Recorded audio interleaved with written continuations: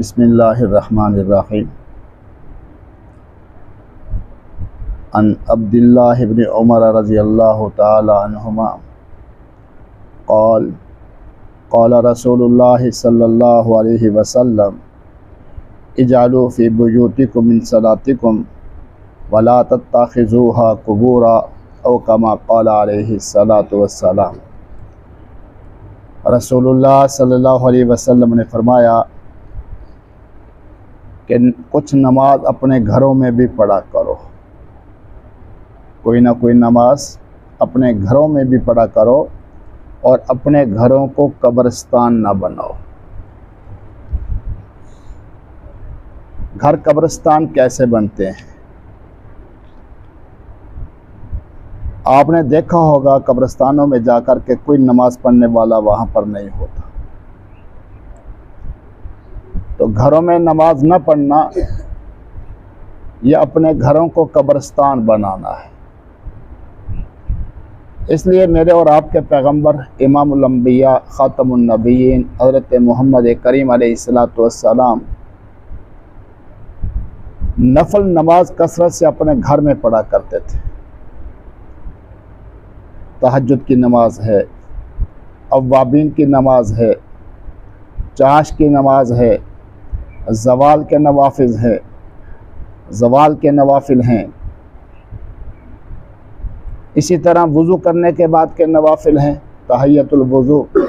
तो ये सारे के सारे नवाफिल नफली इबादत रसूलुल्लाह सल्लल्लाहु अलैहि वसल्लम घर में अदा किया करते थे। इसलिए हमें भी चाहिए कि अपने घरों के अंदर कसरत से नवाफिल अदा करें। एक तो यह है कि ये घर कब्रिस्तान नहीं होंगे। दूसरा फ़ायदा ये होगा कि आज जैसा हम करेंगे हमारे बच्चे हमारी नक्काली करेंगे। जो बड़े करते हैं छोटे वही करते हैं, छोटे बड़ों से सीखा करते हैं। औरतें घर में आटा गूंथती हैं तो बच्चियां भी उसी तरह, देखा होगा मट्टी को गूंदने लग जाती हैं या क्या है वैसे ही बर्तन के अंदर हाथ चलाती हैं ताकि पता चले कि हम आटा गूंद रही हैं। औरतें रोटी बनाती हैं तो बच्चियां उनको देखकर रोटी बनाने लग जाती हैं, चाहे हाथ में आटा हो या ना हो।